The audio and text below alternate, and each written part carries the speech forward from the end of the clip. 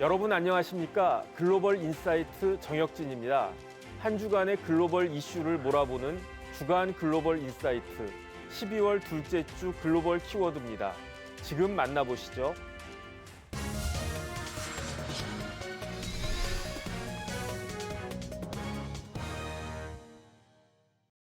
시리아에서는 정말 내전이 이제 끝났나 봅니다. 교수님 관련된 내용을 좀 소개해 주시죠. 그렇습니다.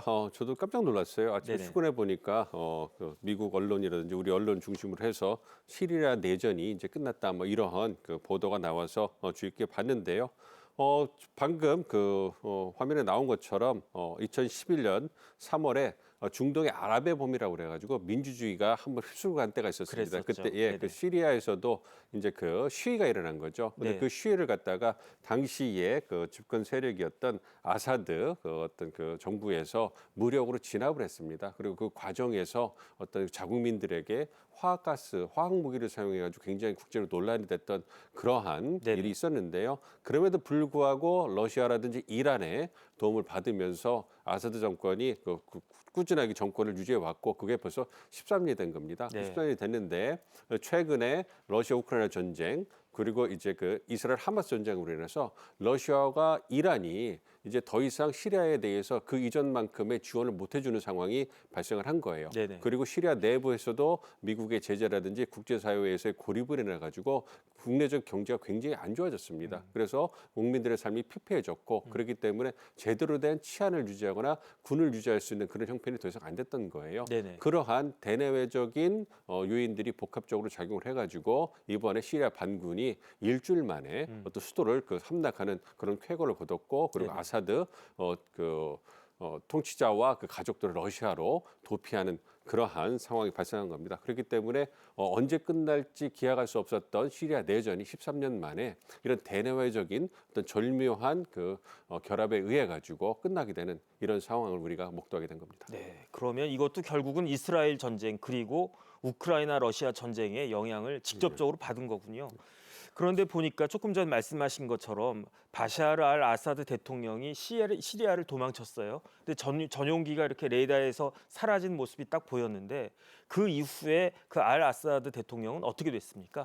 이제 그 아사드 대통령과 일가는 더 이상 그 시리아에서 머무르면 안전을 도모할 수 없었기 때문에 이제 국외로 도피하는 그러한 결정을 내린 걸로 알고 있고요. 굉장히 비겁한 결정이죠. 네네. 통치자가 도망간다는 것은 어쨌든 도피를 하기 위해서 장소를 물색했는데 말씀드린 것처럼 동맹국 지원국을 중심으로 알아본 그 결과 이제 러시아에서 이제 수용하기로 결정을 한 것 같습니다. 그렇기 네네. 때문에 알 아사드 대통령과 그 일가를 태운 대통령 비행기가 이제 모스크바에 도착을 했고 망명 신청을 받아가지고 모스크바에 이제 러시아에 이제 도피를 하게 된 걸로 알고 있습니다. 네네. 어쨌든 러시아 입장에서는 시리아가 굉장히 중요한 중동의 교두보 역할을 하는 곳이었어요. 그래서 2015년부터 아사드 정권을 도와가지고 시리아 내전에 군사적이라든지 경제적 지원을 해줬거든요.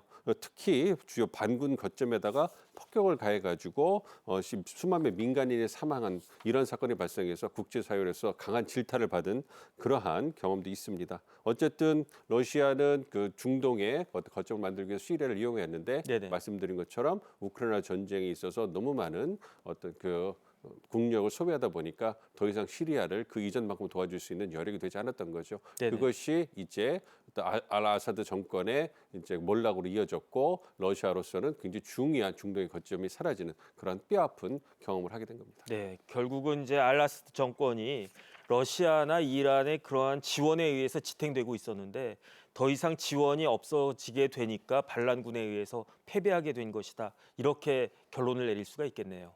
그렇습니다. 어쨌든 말씀드린 대내외적 환경이 모두 다 작동했다 이렇게 생각을 하고 있어요. 네네. 대내적으로 만약에 아사드 정권이 국내적으로 튼튼했다면 즉 경제적인 상황이라든지 군사적 상황이 튼튼했다면 한동안 버틸 수 있는 여력이 있었겠죠. 그렇지만 말씀드린 것처럼 오랜 전쟁 그리고 미국의 제재, 국제사회의 제재로 인해 가지고 아무래도 경제적으로 피폐해지고 네네. 재정이 고갈되는 이런 상황에 처했기 때문에 군이라든지 그 경찰 병력에 대해서 제대로 된 월급이라든지 어떤 그 경제적인 지원이 될 수 어려운 상황이 됐기 때문에 많은 그러한 군 병력이라든지 어떤 그 경찰 병력들이 이제 징집이라든지 그런 그 복무를 버리고 이제 도피를 하고 이제 생계를 위해서 택시 운전서를 했다 이런 보도까지 나오고 있는 상황이었거든요. 네네. 그러니까 국내적으로 치안이라든지 군 병력 운영할 수 있는 그러한 상황이 전혀 되지 않았고 여기에다 대외적으로 이제 러시아라든지 이란 어떤 그 주요한 동맹이나 지원국들이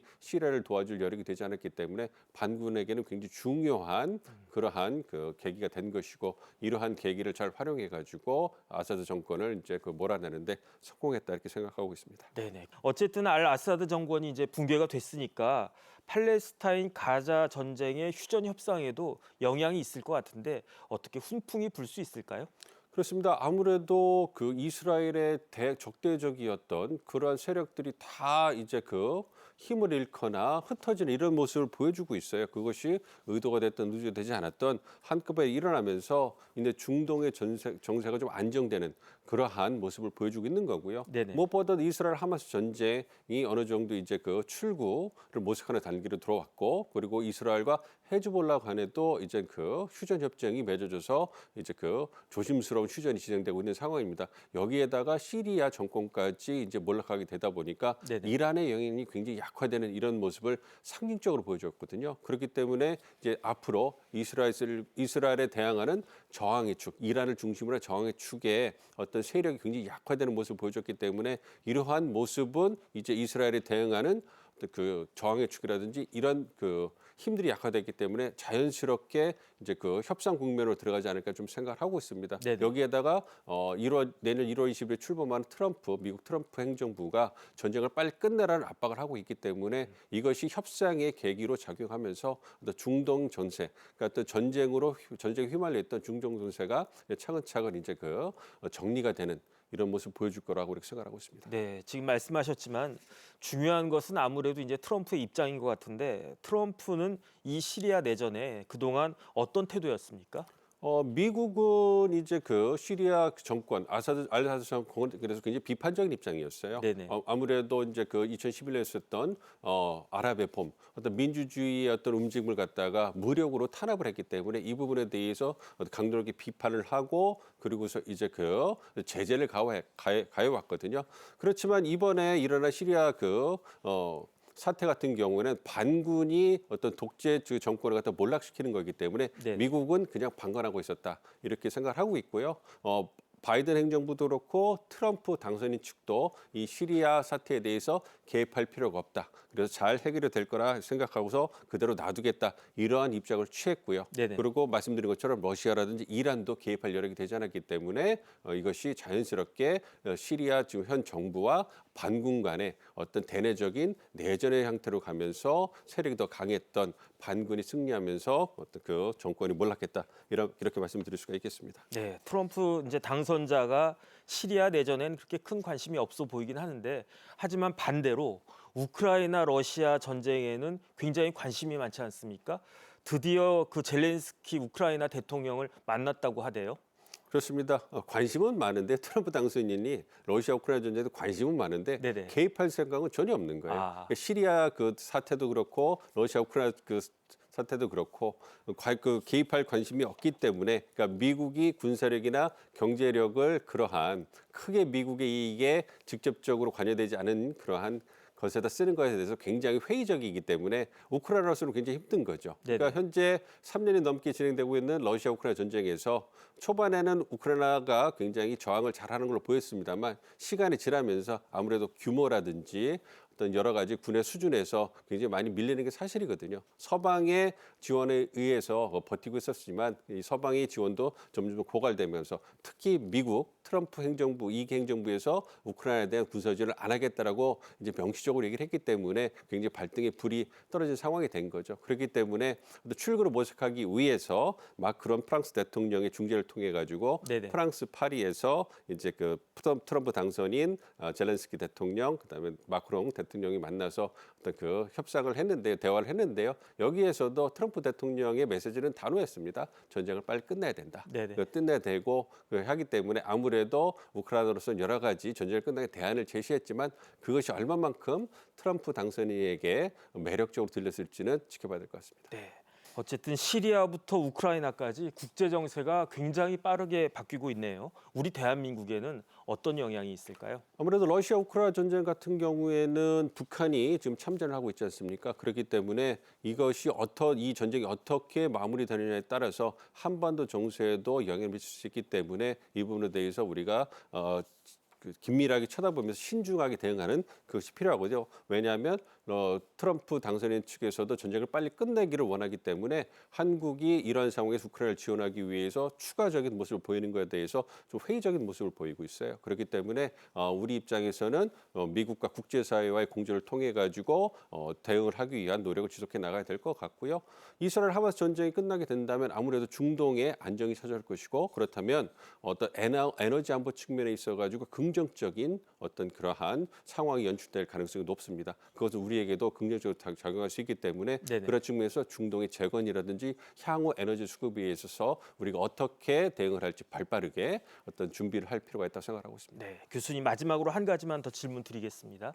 지금 전 세계에서 굉장히 많은 전쟁들이 동시다발적으로 이루어지고 있지 않습니까? 이 전 세계 전쟁에 대해서 간단하게 총평 한 말씀 해주시면 좋을 것 같습니다. 아무래도 그 현재 다양한 그 전쟁이 발생하고 있고 특히 말씀드린 두 개의 전쟁이 장기화되고 있는데요. 이것은 무엇보다도 정치학자들이 봤을 때 국제 정치학자들이 봤을 때 미국의 영향력이 쇠퇴하면서 그러한 간극을 노린 그러한 전통의 강대국들이 벌리는 그리고 지역의 맹주들이 벌리는 그러한 분야가 전쟁이다 이렇게 평가를 받고 있습니다. 네네. 그 얘기는 세계 지도자가 영향력이 감소하다 보니까 그러한 간극을 여타 좀 숨지고 있었던 강대국이라든지 여타 강대국이라든지 지역의 주요국들이 이제 그러한 기회를 틈타가지고 무력으로 이제 시위를 하는 거다 이렇게 생각을 하고 있거든요. 네네. 그러한 측면에서 이제 세계는 이제 그 미국 우위이기는 하지만 다극 시스템으로 전환되고 있다. 이러한 그 평가가 지배적으로 나오고 있습니다. 그렇기 때문에 이러한 상황에 대비해서 우리도 어떻게 본다면 좀 암울한 얘기를 하겠습니다만 각자 도생, 그러니까 우리의 이익은 우리가 지켜야 된다. 그래서 우리의 평화는 우리의 힘으로 지켜야 된다라는 그러한 당연한 그 진리 위에서 우리 국익을 담보하기 위해서 최선의 노력을 기울이는 것이 필요한 때다. 이렇게 말씀을 드릴 수가 있겠습니다. 네. 하루가 다르게 변하는 국제 정세 글로벌 인사이트가 계속 주목해서 전해드리도록 하겠습니다. 지금까지 민정훈 국립외교원 미주연구부 교수님과 함께했습니다. 교수님 나와주셔서 감사합니다. 네. 네.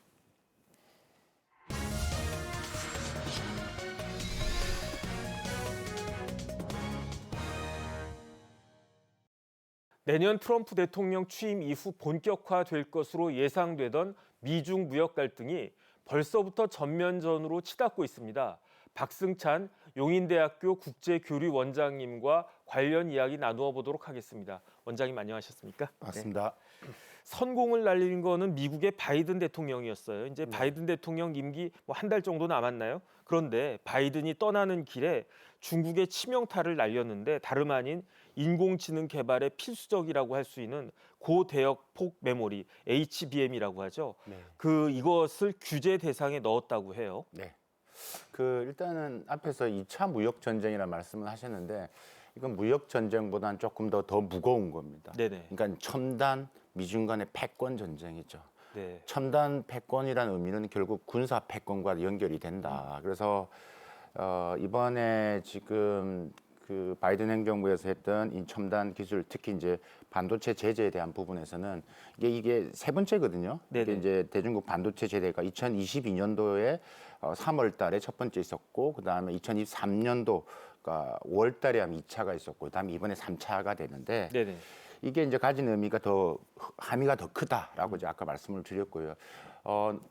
그만큼 저 영상에 나왔다시피 12월 2일 날 발표됐습니다. 그래서 많은 분들이 이제 HBM에 대한 특히 이제 이게 반도체를 넘어서 이제 AI, 그러니까 AI 반도체에 들어가는 부분인데 HBM이라는 게 이 디램을 수직으로 쌓아 올린 거거든요. 그래서 네네. 데이터 처리 속도를 지금 높이는 메모리인데 이제 이게 이제 관건이 되면서 이제 커진 분야입니다. 그래서 이번 내용을 좀 보면 간단히 좀 우리 시청자분들을 위해 좀 정리를 하면 일단은 이 HBM에 대한 부분들을 규제를 좀 강화를 했고 반드시 이제 허가를 받아라라고 한 거고 의미가 뭐냐면 여기 어떤 내용이 더 포괄되냐 해외 직접 생산품 그러니까 규칙이라는 게 있습니다. 그러니까 미국만 제재가 아니라 미국 소프트웨어를 썼든 네네. 미국의 원천 기술을 썼든 거기에 다 들어가는 나라들은 허가를 받고 네네. 해라는 거죠. 그럼 우리나라도 허가 받아야 바로 되는 당연합니다. 예, 그 네네. 우리나라도 해당됩니다. 네. 그래서 이제 의미가 더 커진 거죠. 그러니까 미국만 해당이 되는 게 아니라는 거죠. 네네. 그다음에 여기는 이제 HBM도 있지만 반도체 장비도 있고요, 소프트도 있고.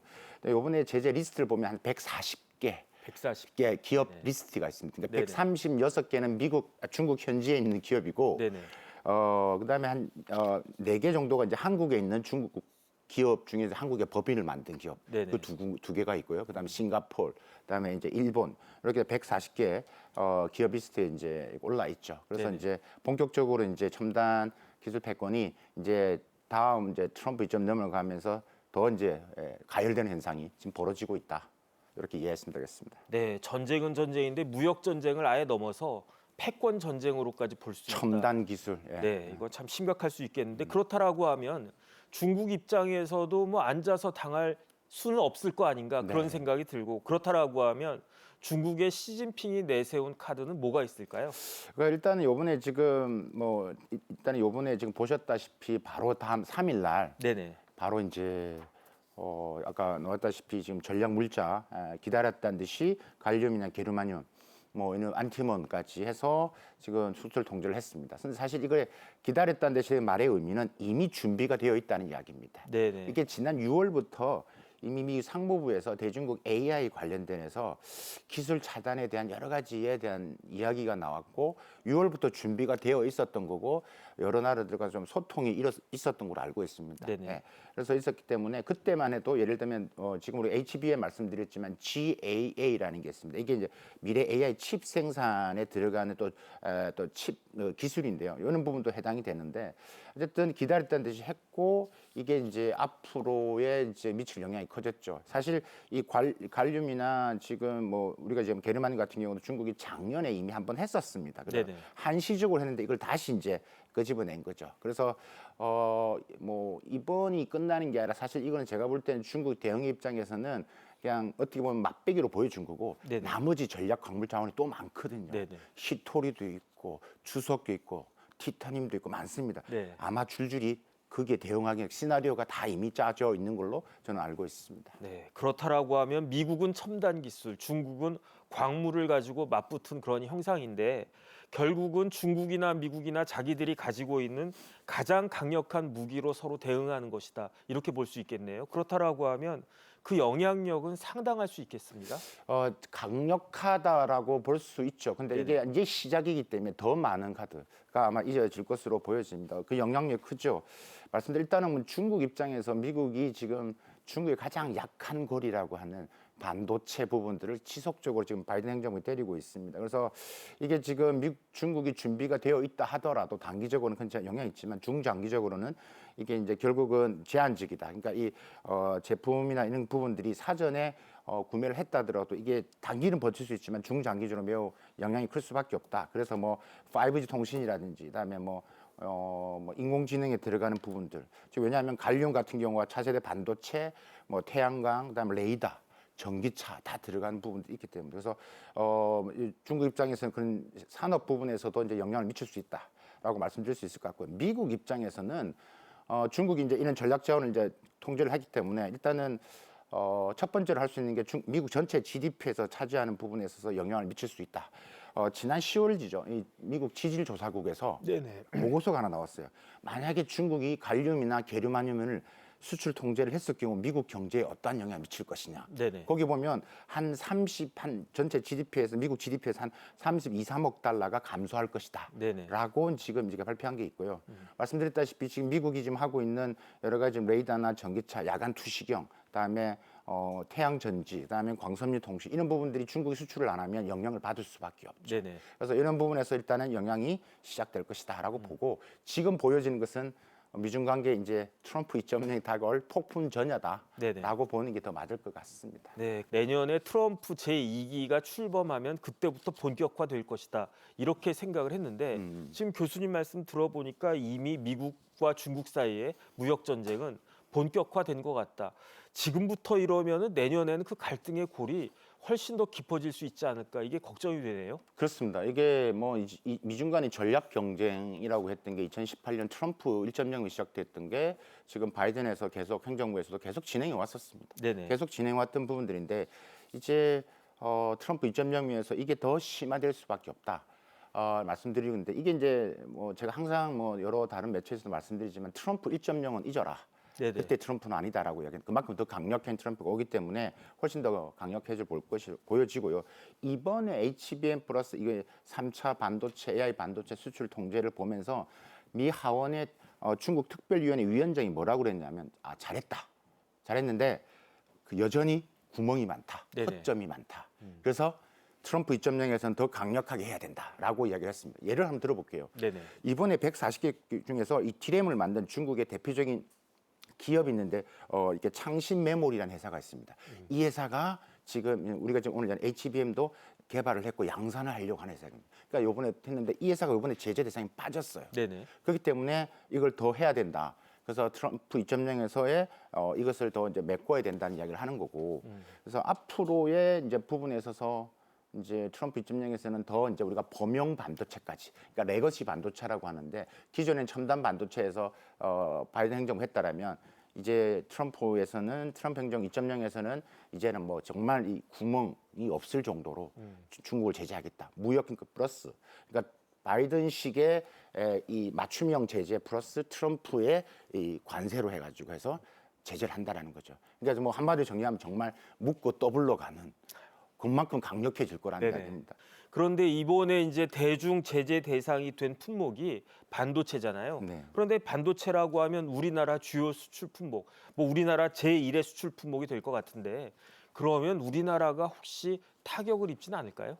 이게 사실 이것도 이게 6월부터 나왔던 이야기다 말씀드렸지 않습니까? 네네. 그렇기 때문에 이제 우리 기업들도 어느 정도 준비를 하고 있었기 때문에 했는데 일단 단기적인 영향은 좀 제한적이다라고 이제 보는데 일단은 이 HBM을 지금 시장 점유율이 사실 뭐 1위가 압도적으로 SK 하이닉스죠. 한 54%를 글로벌 점유율을 차지하고 있기 때문에. 네네. 그다음에 삼성전자가 한 41%고 마이크론이 한 5%인데 일단 뭐 SK 하이닉스는 엔비디아에 지금 뭐 올인하고 있기 때문에 중국의 HBM 관련해서 지금 뭐 하고 있는 게 없고 그럼 삼성전자가 지금 저사양의 HBM을 지금 하고 있는데 중국 매출 비중이 조금 나가긴 합니다. 한 15% 정도 차지하고 있는데 근데 이 부분들에 대해서는 좀 영향 아직까지는 준비를 해왔기 때문에 영향 크지 않을 것이다라고 지금 보고 있고 이게 문제는 이게 이제 앞으로의 어떻게 확산되느냐에 따라서 그러면 이제 지금 미국 입장에서는 트럼프가 왔을 때 우리한테 더 많은 우리가 지금 뭐 그전 부분에서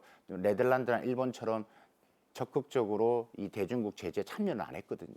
근데 이거에 대해서 트럼프 2.0에는 더 강력하게 직접 참여가 요구가 들어오고 이럴 경우는 이 운신의 폭이 더 좁아지고 네네. 그러면 또 우리 기업들 입장에서는 이제 큰 영향을 받을 수밖에 없죠. 그렇기 때문에 이제 그럼 중국 시장과 미국 시장을 정말 이원화해야 되는 상황이 올 수밖에 없을 것 같습니다. 그런데 이번에는 중국의 광물 수출 통제에 대해서 좀 살펴보겠습니다. 중국이 전 세계 공급량의 상당 부분을 좌지우지하고 있잖아요. 네. 그렇다라고 하면 우리나라에도 당연히 직접적인 영향이 있을 수밖에 없을 것 같은데 이것도 사실 좀 걱정이 됩니다. 그렇습니다. 이게 사실 우리나라가 지금 경쟁이 있는 전기 배터리도 마찬가지고 뭐 대표적인 3사 우리나라 대기업 3사도 배터리 분야에서 뭐 세계에서 워낙 뭐 영향력을 미치고 있는 기업들인데 이게 지금 이제 직접적인 영향을 미칠 수밖에 없죠. 그래서 이제 앞으로 있는 부분에서 우리나라에 어떻게 될 것이냐라는 부분인데 일단 지금 중국 광물 수출 부분에서 뭐 앞에서 말씀드렸던 뭐 갈륨이라든지 게르마늄 말씀드렸지만 그 밖에도 뭐 안티몬 같은 경우도 세계 채굴량의 뭐 한 50%가 중국이 차지하고 있고요. 흑연도 뭐 이 중요한 2차 전지 응급제에 들어간 핵심 원료거든요. 네네. 이것도 뭐 지금 세계 공급량 90%가 지금 다 중국이 하고 있고. 네네. 그러니까 뭐 영향이 큽니다. 때문에 일단은 지금 현 상태에서는 우리가 할 수 있는 것은 정부 차원에서는 일단 한중 관계 관리 모드를 일단은 해 나가는 게 중요하고요. 당연히 지금 중국 정부도 한중 관계를 지금 관리를 해야 된다라는 네네. 생각을 하고 있고, 그래서 무비자 정책도 나온 거고, 그래서 이제 그런 측면과 동시에 이제 우리 기업 입장에서는 또 계속해서 지금도 하고 있지만 공급망 다변화를 위한 노력들이 더 지속되어야 된다라고 말씀드릴 수 있을 것 같고, 중국이 이렇게 기술 자립해 나가는 부분에서 또 우리가 계속 예의주시하고 모니터링을 하는 것도 결코 잊어서는 안 된다. 네. 이것도 꼭 말씀드리고 싶습니다. 아이고 결국 미국과 중국이라고 하는 두 공룡 사이에 우리나라가 끼어 있는 그 형국 아니겠습니까? 네. 우리나라 앞으로 어떻게 대응해야 되나요? 사실 이 주제만 해도 오늘 방송을 좀 한 20분을 더 해야 될 것 같은 생각이 네네. 드는데 하고 싶은 이야기가 많은데, 네네. 일단 첫 번째는 우리가 지금 중간자 입장입니다. 그래서 여러 가지 표현을 많이 하는데 우리가 뭐 끼어 있어서 어떻게 해야 되냐 하는데, 그러니까 중간자적인 입장에서의 국가의 대외 정책은 결국은 균형을 잃지 않는 겁니다. 네네. 그래서 미중에 이는 균형적 역할을 하는 게 매우 중요하다. 네. 그런 측면에서 우리가 이제 앞으로 지금 국익의 관점에서 미중 간의 이 등거리 외교를 더 강화시킬 필요가 있다. 그건 뭐 확인합니다. 그래서 좀 치우치지 않는 그런 정책이 좀 외교 정책이 더 필요하다는 말씀을 드리고 싶고, 두 번째가 이제 우리 기업 입장에서는 이제 중국 시장에 갖다 팔 거, 미국 시장에 갖다 팔 것을 분리를 해야 됩니다. 아까 네. 말씀드렸다시피 지금 분위기가 완전히 디커플링이 갑니다. 제가 화근하건데 첨단 산업은 미국과 중국, 이미 미국은 마음을 먹었습니다. 네. 절대 놔두지 않겠다라는 거. 그럼 두 개의 테크놀로지 권역으로 간다라는 거. 그럼 거기에 대해서 우리는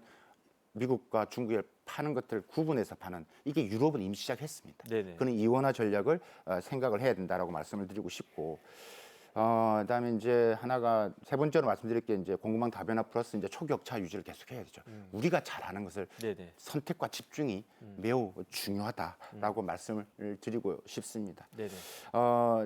이제 마지막으로 좀 드리고 싶은 것은 뭐 지금 우리가 AI 지금 말씀드렸고, 중국이 AI 분야에서 계속 올라오고 있다 말씀드렸지 않습니까?